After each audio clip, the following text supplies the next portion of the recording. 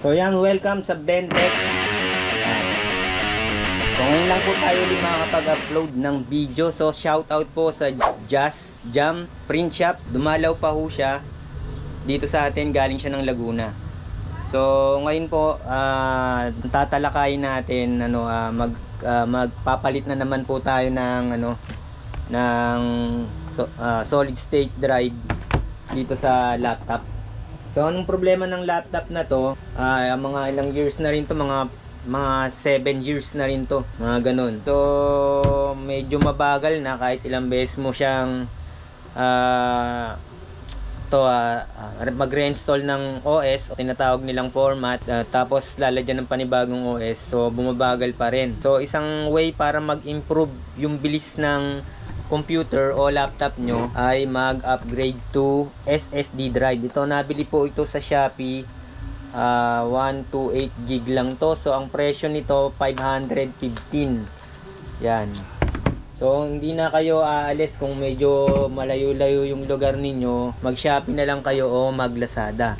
So ilalagay na lang po natin yung link kung saan nabili itong SSD o kung saan kayo makakabili ng SSD drive o iba pang mga parts o accessories ng laptop nyo o ng computer ninyo.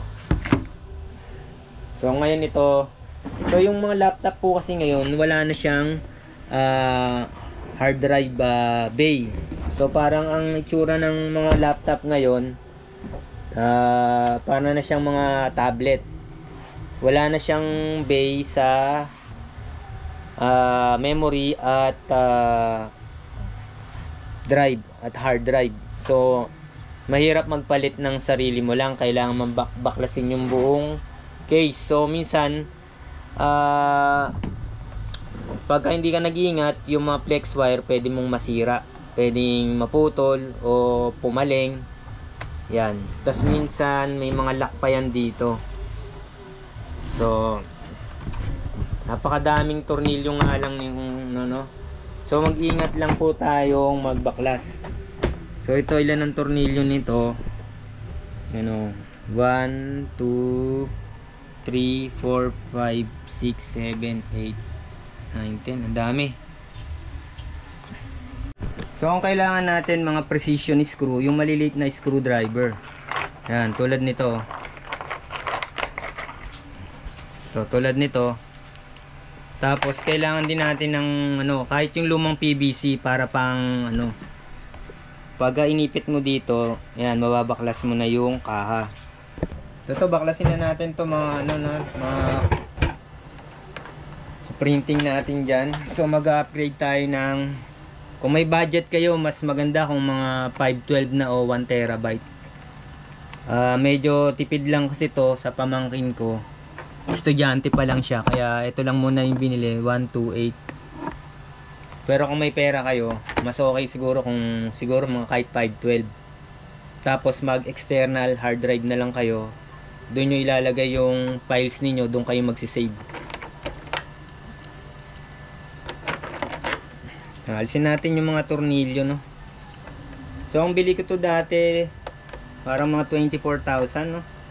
Tapos nung binili ko to, pina-upgrade ko na agad yung RAM, yung memory. 4 gig lang kasi to eh. Bali ginawa kong 8. Isa lang yung lagayan ng RAM o memory slot. Kasi yung ibang laptop dalawa. Ang nangyari, bumili ako ng 8. Yung 8 lang yung nilagay. Kasi nung mga time na yon, medyo mahal pa yung yung memory. Kaya ang RAM nito 8 gig.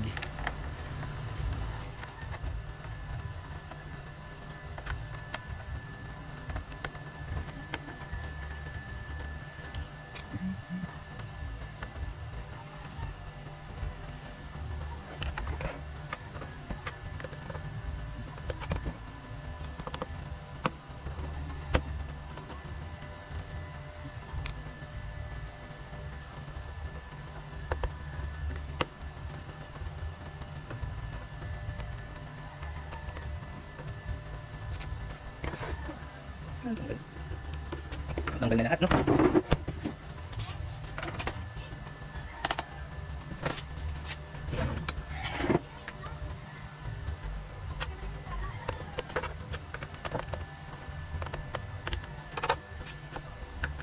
So yun, alis na natin lahat ng tornilyo, no? So kung wala kayong pang ano, may tool na ano na ginagamit dito, parang ano siya, yung sa gitara tag dito. Yan, basta may tool yan na ginagamit dito. Pag wala kayong ganung tool, kahit yung mga lumang PVC ID, yan, maalis lang yung lock.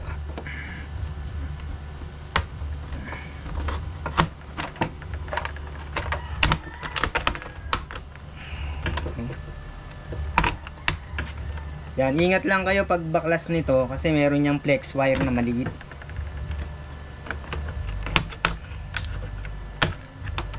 So yan, natanggal na, oh. So ayan, anong model ba to? To, Intel Seller. Unahan dito yung model number niya, no? Nasa likod.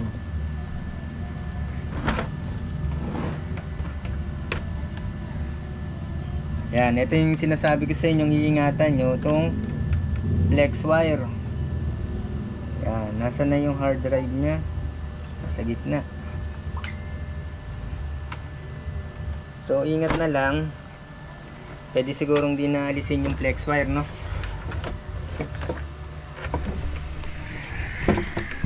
So yan. So kung ano, pwede nyong alisin din, medyo nakaka-istorbo pala. No, alisin na lang natin, no?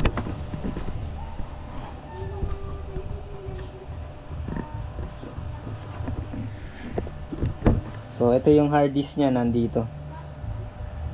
Pwede sigurong hindi na. Ingat na lang siguro. Hindi ko na alisin, no? Baka madiskrasya ko pa yung flex wire.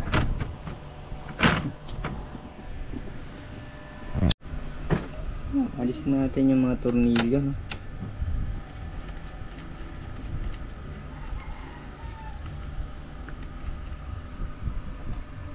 So pwede nyong alisin din yung ano, yung flex wire. Kaya lang ako parang ayoko nang alisin, eh.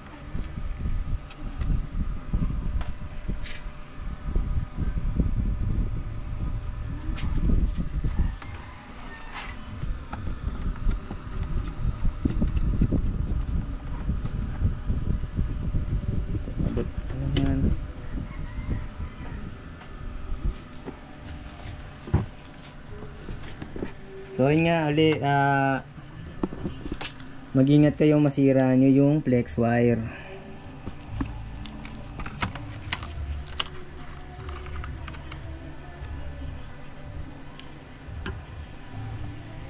Kung maabot naman,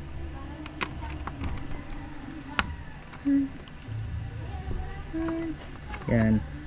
So naabot naman yung tornilyo, no? Ayan.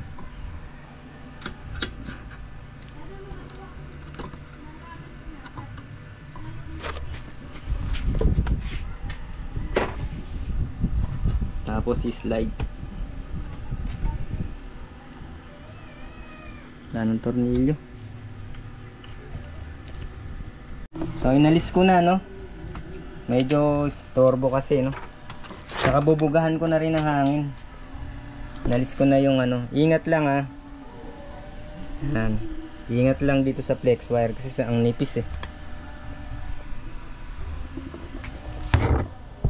So ito, alisin nyo na lang to pag ganun. Yan. So ito mga ano pala, no, mga ka-printing natin dyan. Meron pala siyang lock. Yan. Itong flex. Nagaganon, no. Yan.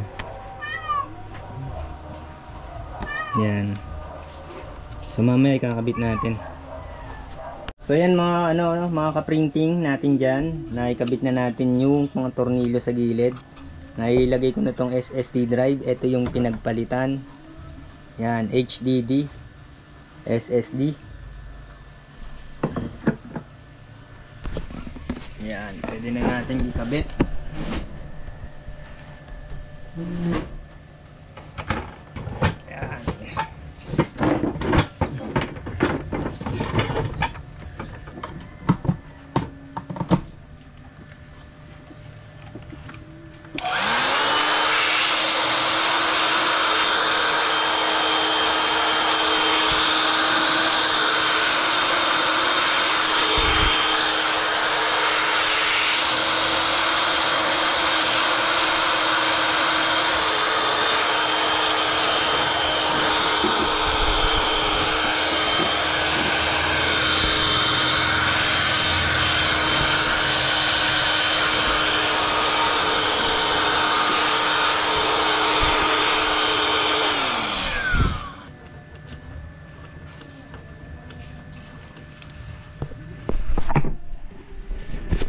So ito yung CPU pan niya, no.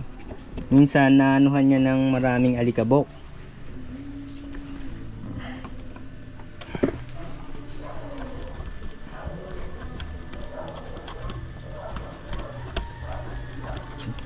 Kumapit na, no.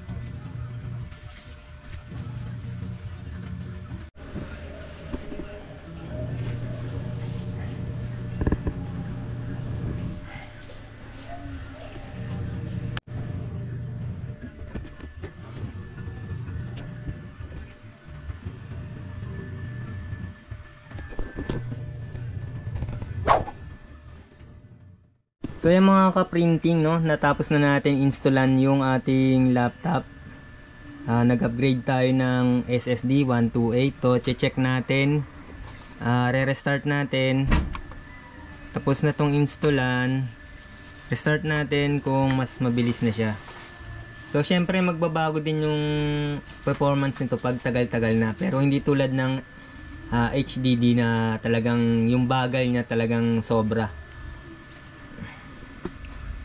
Kaka-install lang, mas mabilis pag kaka-install. Ni-restart ko. Ayan. Ayan, pasensya na, medyo maingay kasi umaga ako nag-video, no. May mga kapitbahay na nag-video, okay.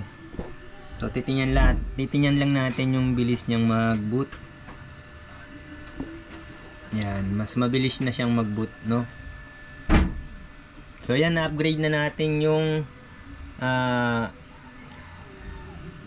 itong laptop from HDD to SSD, from traditional hard disk drive to solid state drive.